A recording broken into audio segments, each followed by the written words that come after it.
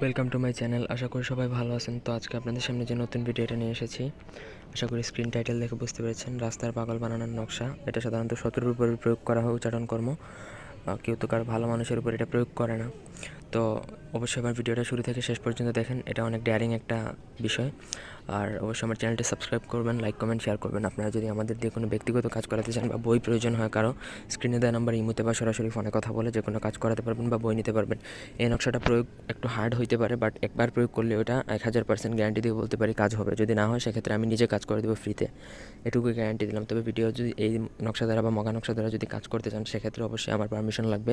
এই ভিডিওতে যারা 10টা কমেন্ট করবে আমি তাদেরকে পারমিশন দিয়ে দেবো বা অনুমতি দিয়ে দেবো। গুরু অনুমতি ব্যতীত কাজ করবে না। আর আমার ভিডিও যদি দেখে আপনারা এক লাইনও শিখেন সেক্ষেত্রে আপনারা আমাকে গুরু মানতে হবে। বাকিটা যার যার নিজের ইমানের উপর ছেড়ে দিলাম। আপনারা বিশ্বাস করলে ভালো লাগলে করবেন, না হলে নাই।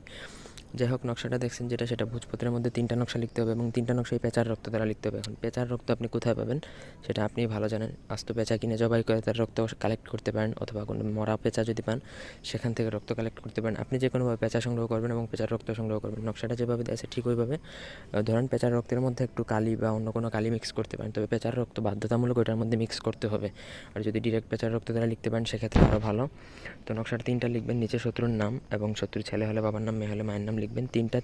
তিনটা নকশা লেখার পরে অমাবস্যার রাতে, যেদিন অমাবস্যা হবে সেদিন 3টা পুরাতন কবরস্থানে দাফন করে দেবেন। 24 ঘন্টার মধ্যে শত্রু পাগল হয়ে যাবে, রাস্তার পাগল হয়ে যাবে, আর জীবনে ভালো হবে না, এটুকু গ্যারান্টি দিলাম। তবে খারাপ উদ্দেশ্যে প্রয়োগ করলে আমি দিব না, আর অনুমতির জন্য কল দিবেন।